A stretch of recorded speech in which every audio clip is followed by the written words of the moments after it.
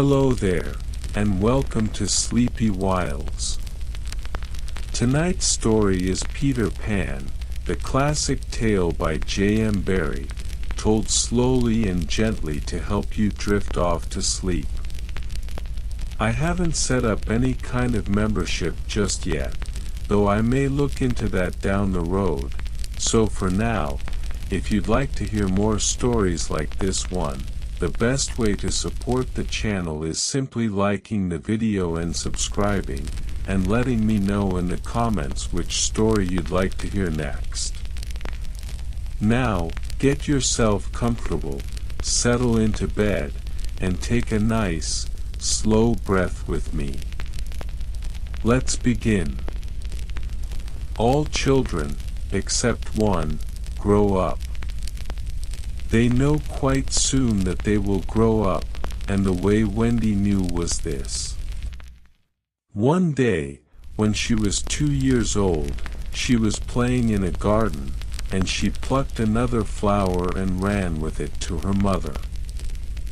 She must have looked rather delightful, for Mrs. Darling put her hand to her heart and cried, "Oh,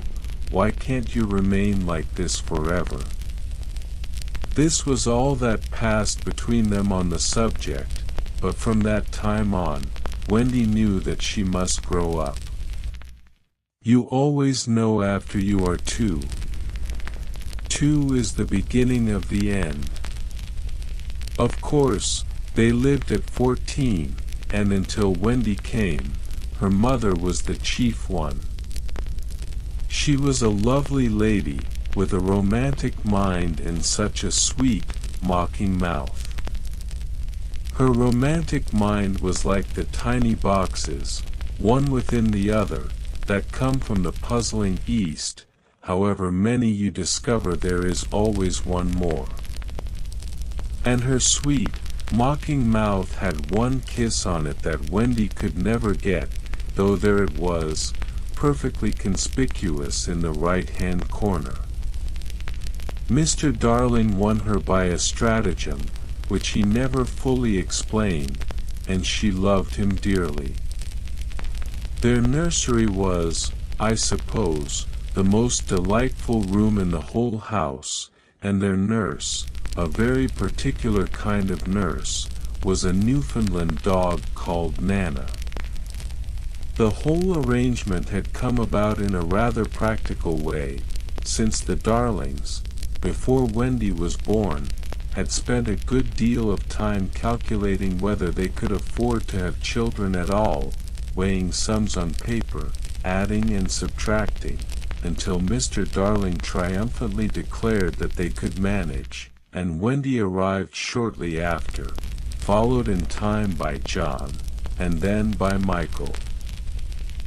Nana had belonged to no one in particular until the Darlings engaged her,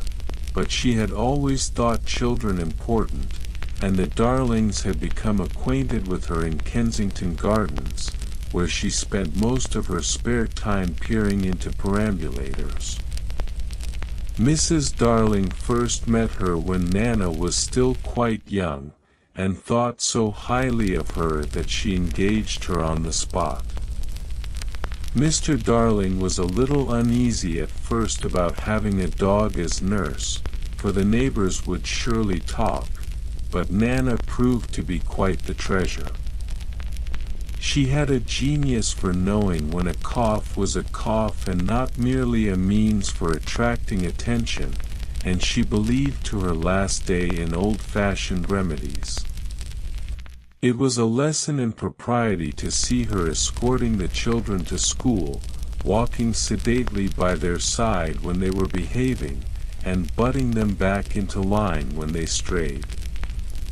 On the night this particular story begins, Nana was giving the children their evening bath, chasing round and round the bathroom after their sponge, when suddenly Mrs. Darling entered, dressed for a party, and found something rather curious. There, in the window of the nursery, hovering, was a small light, though whatever it was seemed to disappear the moment she noticed it, leaving her with the strangest feeling that she had, just perhaps, imagined the whole thing. She said nothing of it to Mr. Darling that evening, not wishing to seem foolish over what was, after all, likely just a trick of the street lamp or a passing reflection, and yet the feeling lingered with her all through supper, a small, persistent unease she could not quite shake, tucked quietly at the back of her mind alongside everything else a busy mother had to think about. It had all begun, in truth, some nights earlier, when Mrs. Darling, tidying up her children's minds as they slept, first discovered the boy. It is the nightly custom of every good mother, after her children are asleep, to rummage in their minds and put things straight for the next morning, repacking the many articles that have wandered during the day back into their proper places.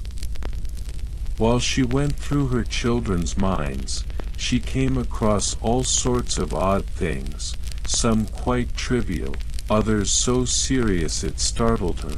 but among these things, most nights she found the word Peter written on nearly everything.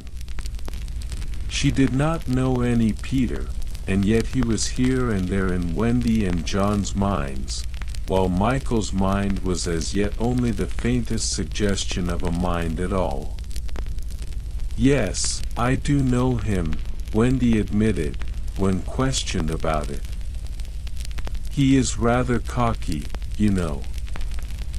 Mrs. Darling questioned her, and Wendy told her that Peter sometimes came to their nursery at night, and sat on the foot of the bed and played his pipes to her, though she couldn't say quite how he got in, or where he went when he left. Her mother thought at first it must be a dream, but there were, oddly enough, some withered leaves in the nursery in the mornings that no one could quite account for. She asked Wendy where these leaves might have come from, and Wendy, quite matter of fact about the whole business, said she supposed Peter must have brought them in on his feet, since he was rather fond of dancing about the nursery floor, and did not seem to notice or care much about the mess he left behind him. This answer, sensible as it sounded coming from Wendy, did nothing at all to settle her mother's growing curiosity about this mysterious boy. Mrs. Darling, unable to explain this in any ordinary way, at last asked Nana whether she had seen the boy before, and Nana, who had certain suspicions of her own, said that she had.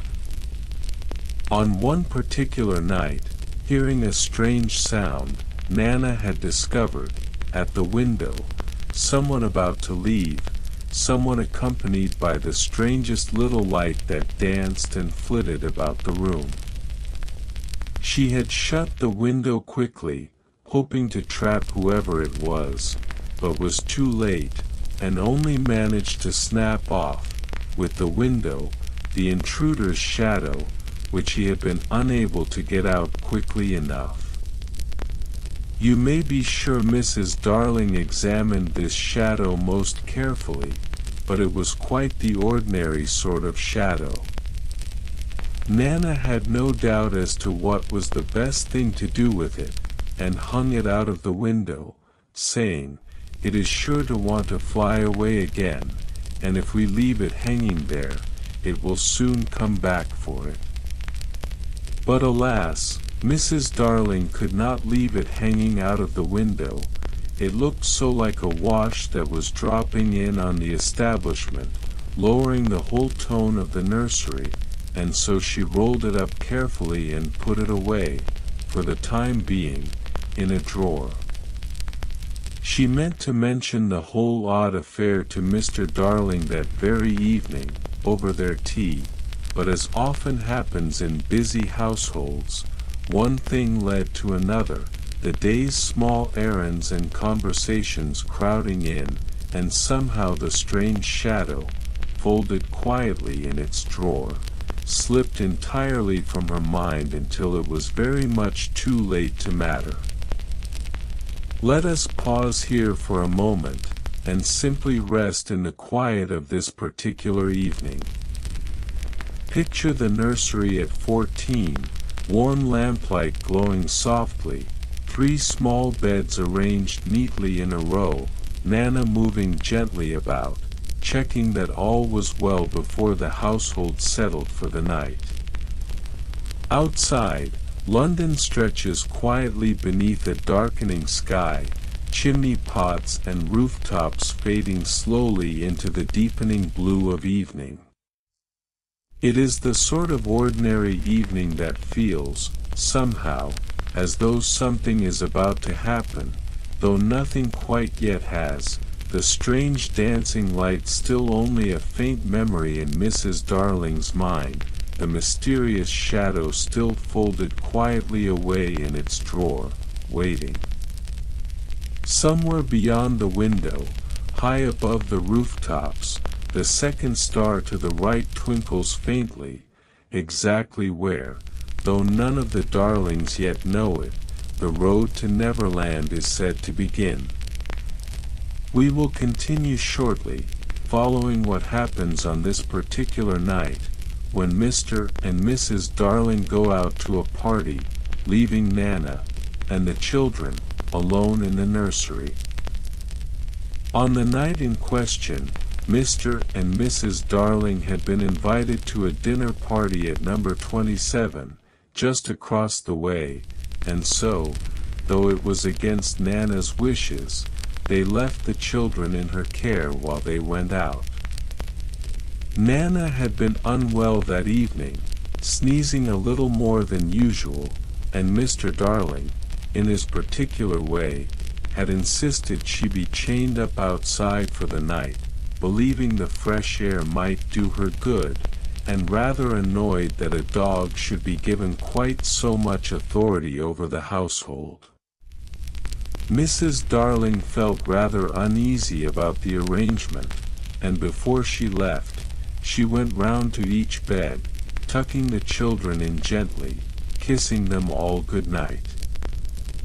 She lingered a moment longer over Wendy's bed than the others, and could not shake a curious feeling of foreboding, as though something in the nursery air had shifted. "I have a feeling," she told her husband, as they set off for the party, "that Peter is in the nursery again." But Mr. Darling, brushing the thought aside with a laugh, hurried her along, and soon the lights of number 14, growing quieter and dimmer, were left behind them, the nursery settling gently into darkness. The party itself was a perfectly ordinary affair, full of the usual polite conversation and the clinking of cups, and Mrs. Darling did her best to enjoy herself, though every so often, quite without meaning to,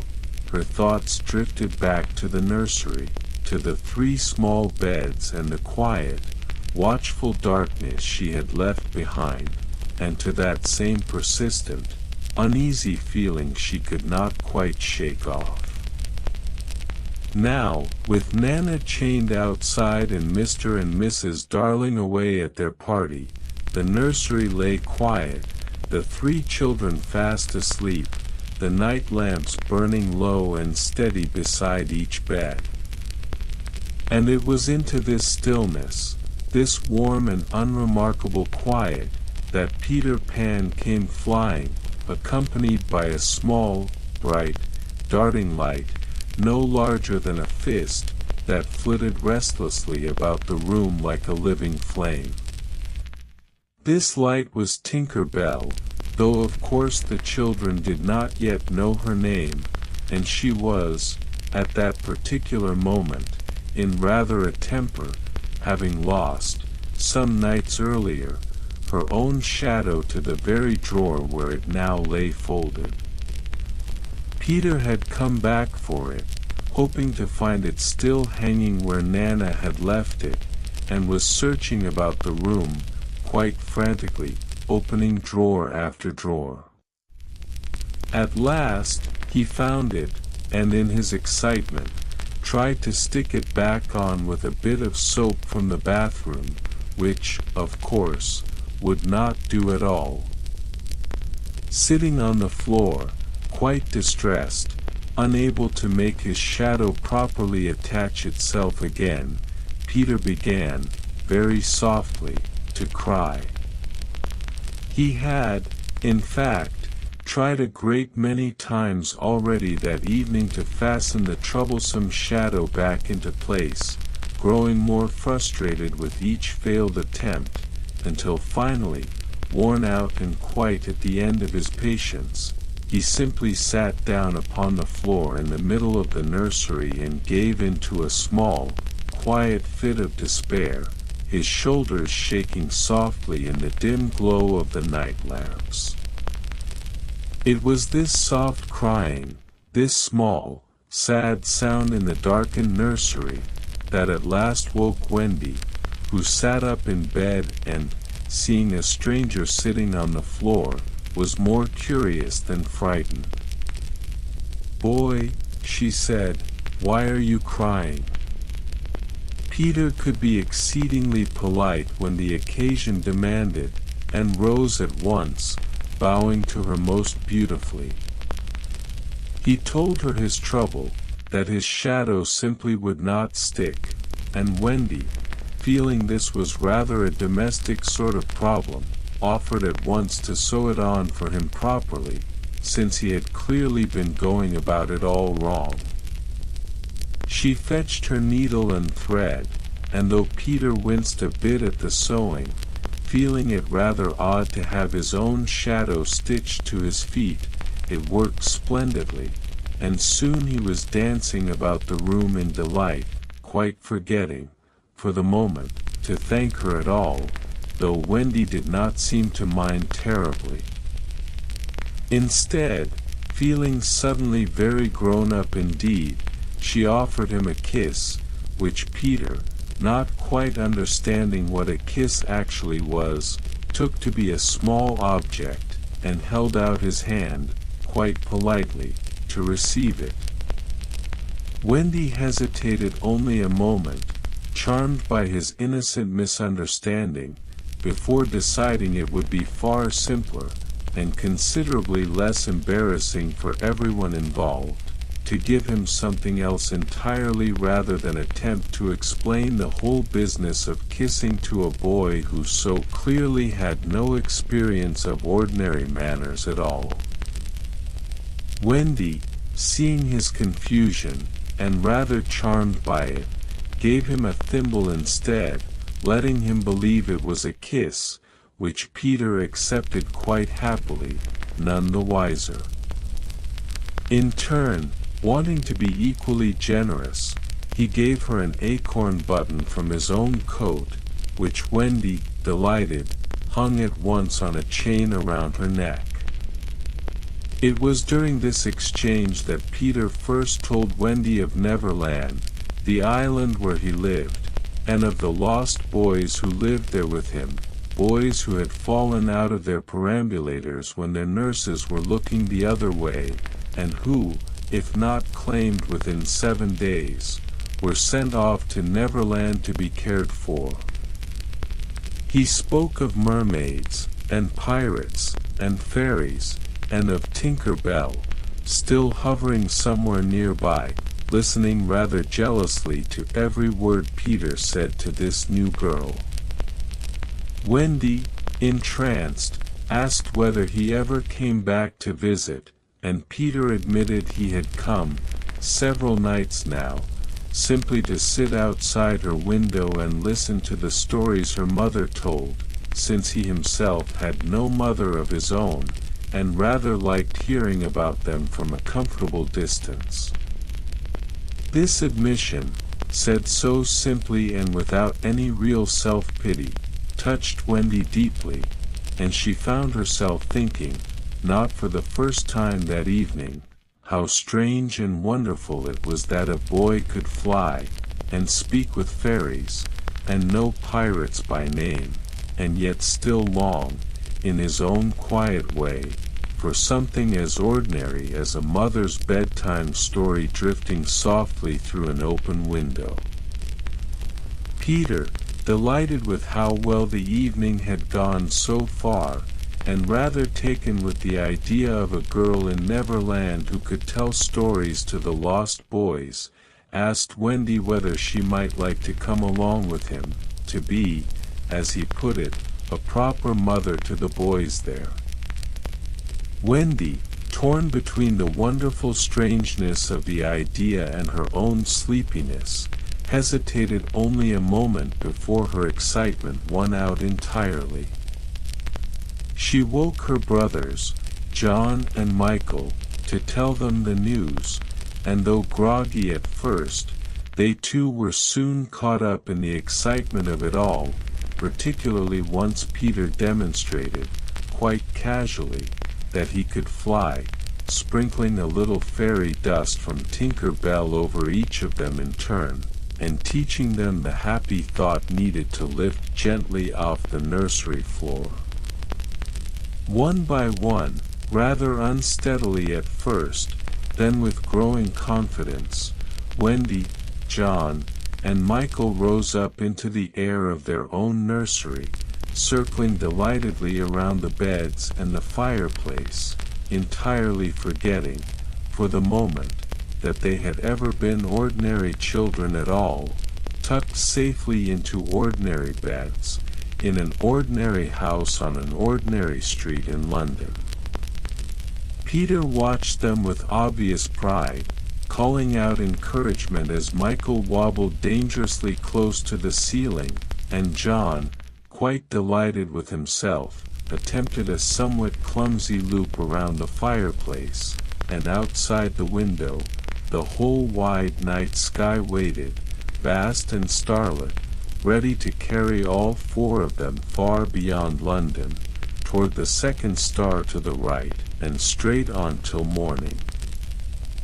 Once they had all mastered the trick of flying, or nearly mastered it, at any rate enough to keep themselves aloft with only the occasional wobble, Peter led the three children to the open window,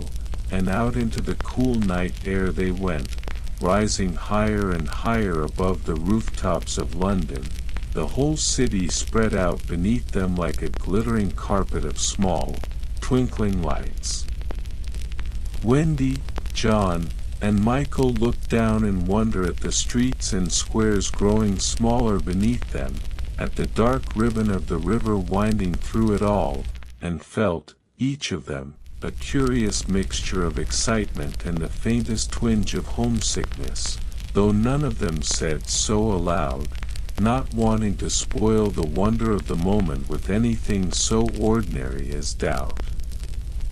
Peter flew easily among them, occasionally darting off to chase a passing cloud or circle back to check that Michael, the youngest and least steady, was managing well enough, while Tinker Bell zipped along overhead, her small golden light bobbing and flickering with obvious impatience at having to travel so slowly alongside three children who had only just learned to fly at all. The journey to Neverland was not, as you might expect, a short one, nor did it follow any particularly straight path, for the way there depends a great deal on believing firmly enough in the direction you are traveling, and flying just confidently enough not to think too hard about falling. They flew on through the night, past stars that seemed to grow larger and more numerous the further they traveled, until London itself was nothing more than a faint memory far behind them. At times, the children grew tired, and Peter would let them rest briefly on the back of a passing bird, or occasionally, when truly exhausted, he would simply hold them aloft himself for a little while, so that they might catch their breath without falling from the sky entirely. Michael, in particular, grew sleepy rather quickly, and more than once nearly drifted off to sleep mid-flight, his small body drooping dangerously before Peter swooped in to catch him and set him gently back on course. John, meanwhile, occupied himself by trying to remember everything he had read about pirates, quite certain that his practical knowledge of such matters would prove useful once they finally arrived, while Wendy simply marveled at the passing stars, feeling, for the first time in her young life, entirely and wonderfully free.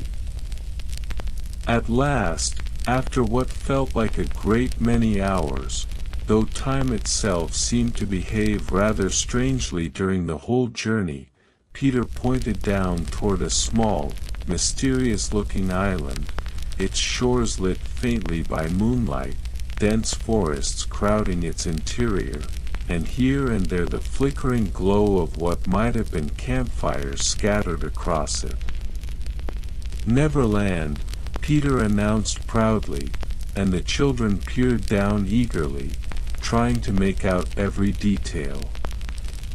From above, they could just make out a lagoon, its water shimmering silver in the moonlight, and further inland, a great, dark forest that seemed to stretch on endlessly, hiding, Peter assured them, all manner of wonderful and occasionally dangerous things within it. As they began their descent, the island itself seemed to shift and rearrange itself slightly beneath them, almost as though it were alive, aware of new visitors approaching, and eager to prepare itself properly, tucking away its more frightening elements for later and arranging its most welcoming, wondrous sights to greet the children first. Let us pause here for a moment, drifting gently,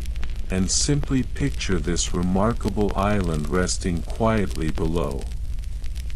Moonlight spread evenly across the lagoon's calm surface, mermaids' tails occasionally flashing silver just beneath the water. Somewhere deeper in the forest, small, hidden fires flicker warmly, marking the underground home of the Lost Boys, tucked safely away beneath the roots of a great, old tree. Everything about Neverland, in this quiet moonlit moment, seems to hold its breath in anticipation, waiting patiently for the new arrivals descending gently from the night sky above. We will continue shortly, following Peter and the children as they finally land, and Wendy meets, for the first time, the lost boys she has traveled so very far to help look after. As they descended lower, Peter suddenly grew quiet and serious, warning the children that landing safely required a certain amount of caution, since the island's various inhabitants, pirates included, tended to grow suspicious of unfamiliar figures appearing suddenly in the night sky. He instructed them to follow closely and stay quiet, at least until they reached the underground home where the Lost Boys lived. They touched down gently in a small clearing, the grass cool and slightly damp beneath their feet after so long spent flying, and Peter led them carefully through the trees toward a particular, unremarkable-looking hollow at the base of an ancient, gnarled tree.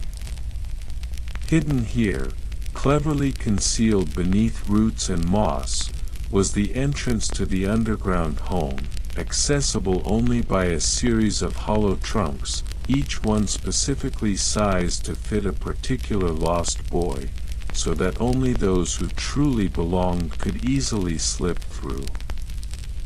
Wendy, being rather more delicately built than the boys living below, required a bit of careful maneuvering to fit through her particular trunk, but with Peter's patient guidance, she managed it well enough, emerging at last into the warm, cozy underground home that would become, for a time at least, her family's new and rather extraordinary residence.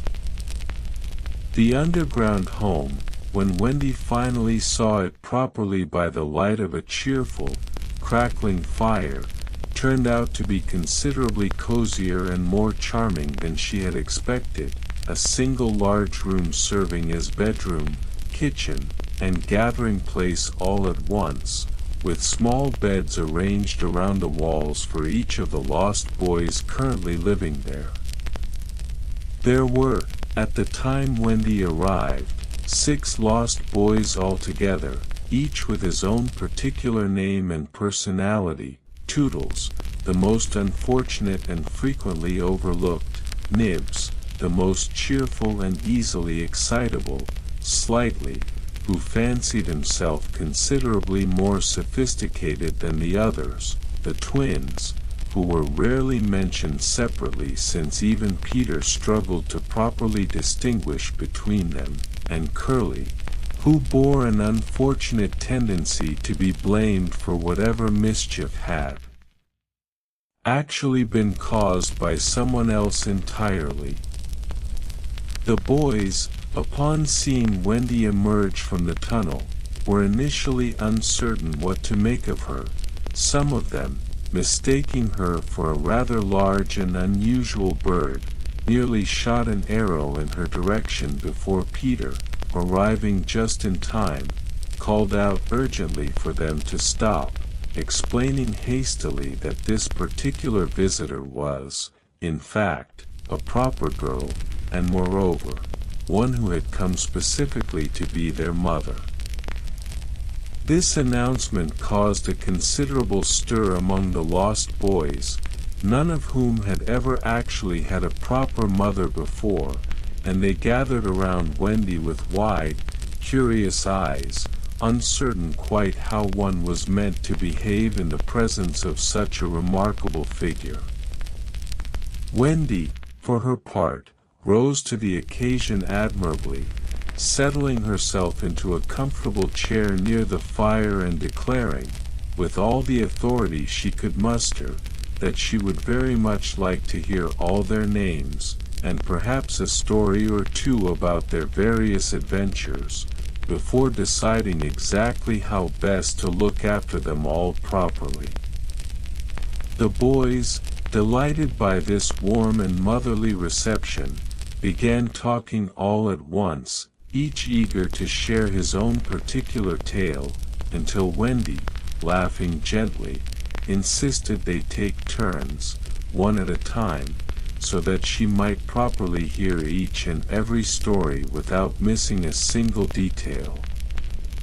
Toodles, rather touched by the whole situation, admitted quietly that he had never before had anyone quite so interested in hearing what he had to say, and Wendy, noticing his shy sincerity, made a particular point of listening to his story first, and most attentively of all.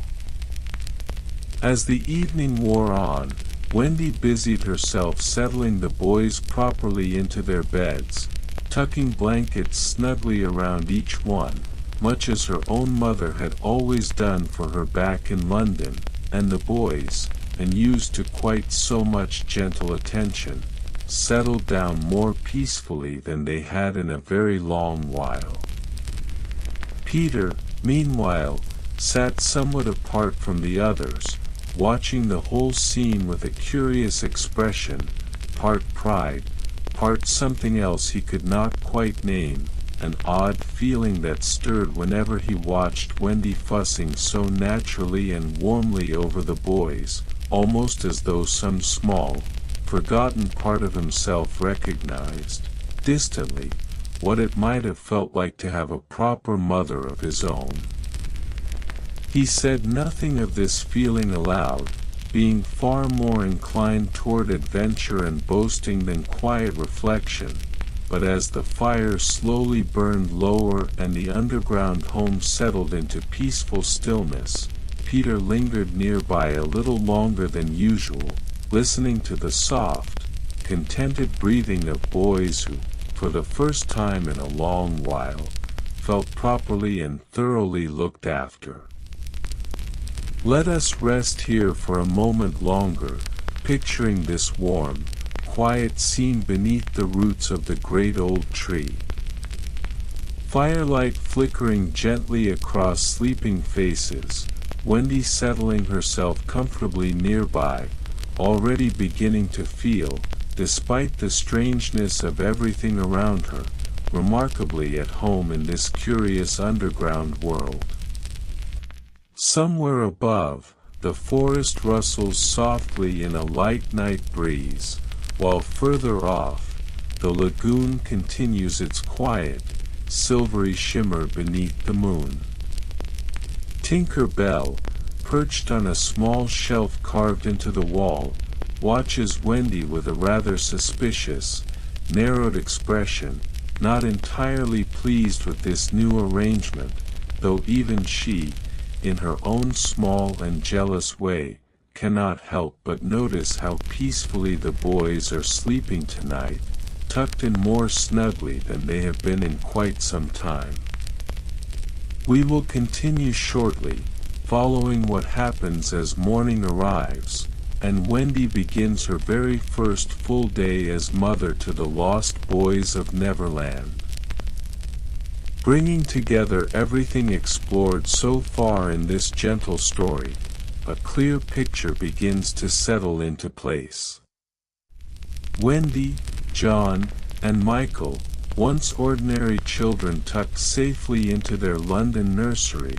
have found themselves transported to a remarkable island where thought and belief carry more weight than ordinary physics, where boys who fell unnoticed from their prams now live safely together underground,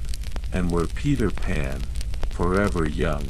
watches over them all with a mixture of pride, mischief, and something quieter still, harder to name.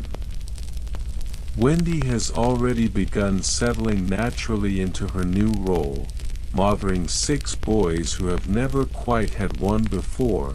while Peter, caught somewhere between boastful adventurer and lonely boy, continues watching this new domestic warmth unfold with quiet fascination.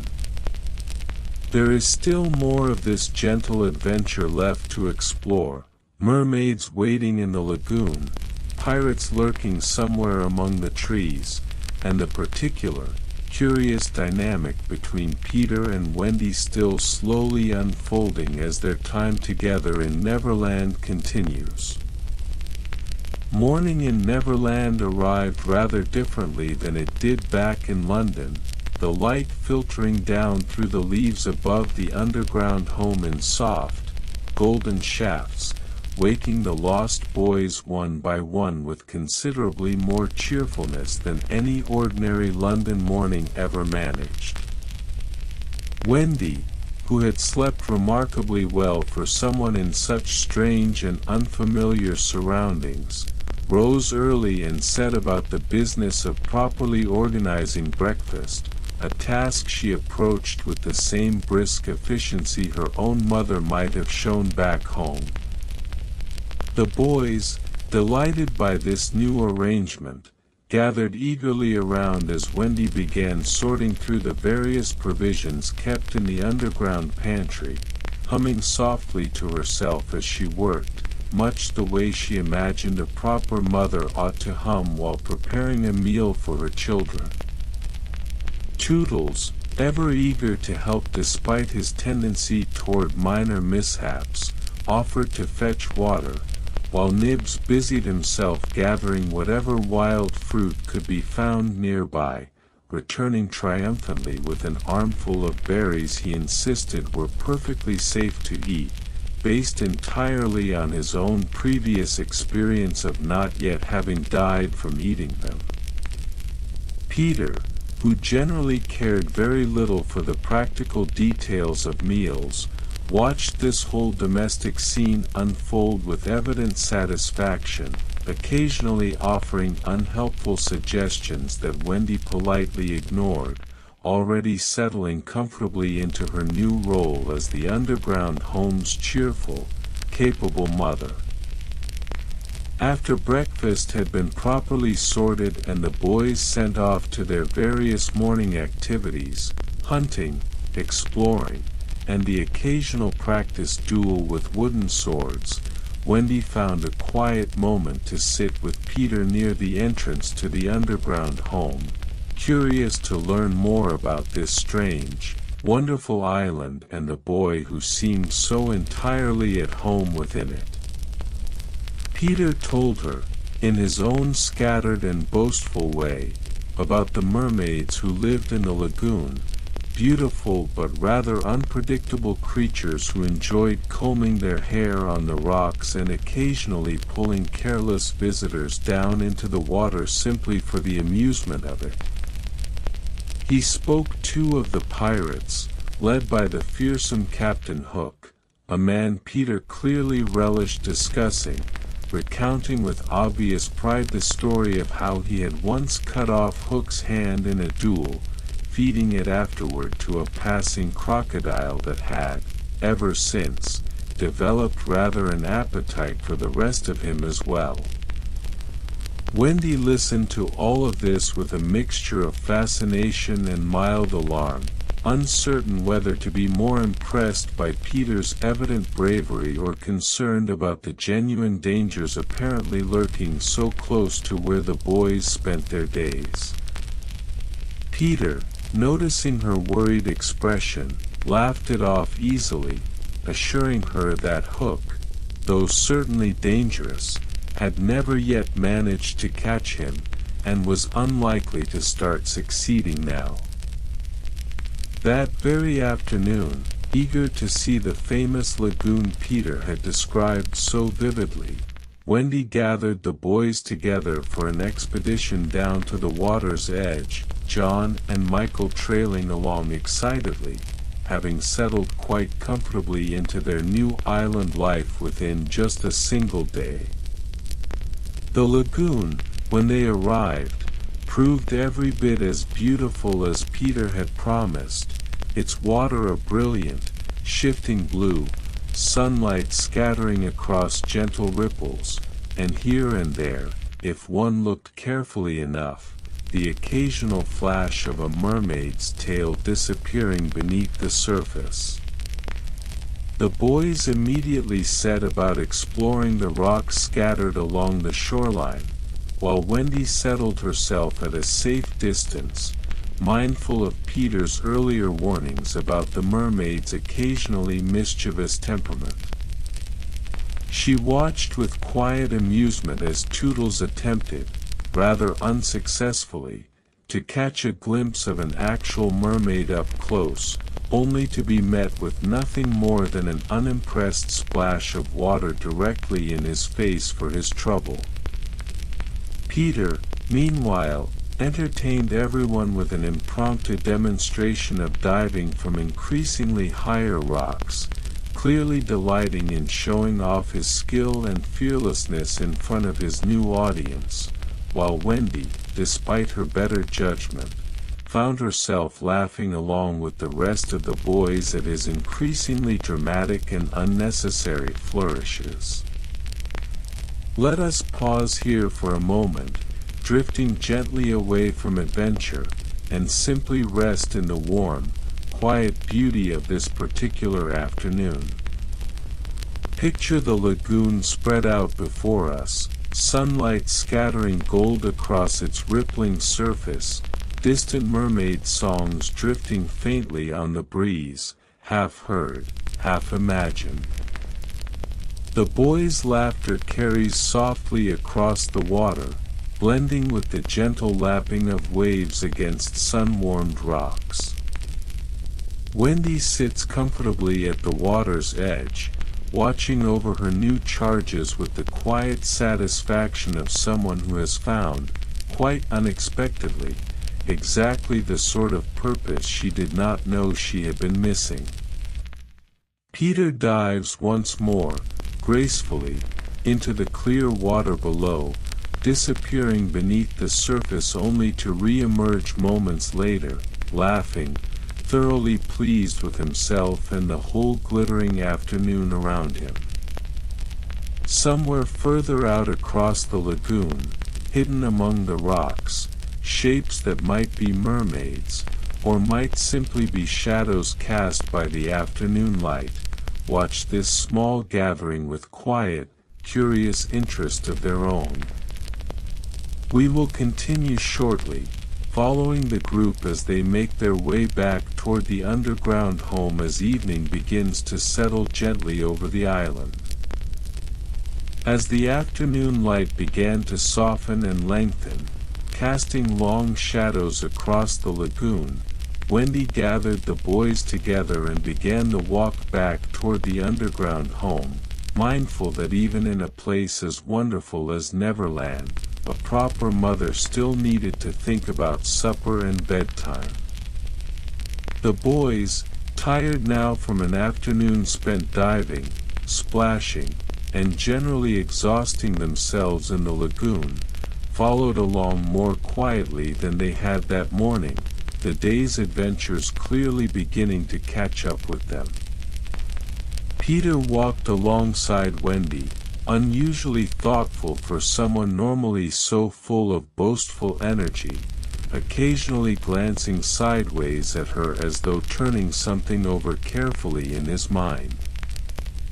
When she asked what he was thinking about, he admitted, somewhat reluctantly, that he rather liked having her there, though he was quick to clarify that this was simply because a proper mother made everything run more smoothly, and certainly not for any reason involving actual feelings, which Peter generally preferred to avoid discussing altogether. Wendy, rather touched despite his awkward phrasing, simply smiled and said she was glad to be there too, and the two of them walked the rest of the way back in a comfortable, companionable silence, the lost boys trailing behind them, chattering quietly among themselves about the day's adventures.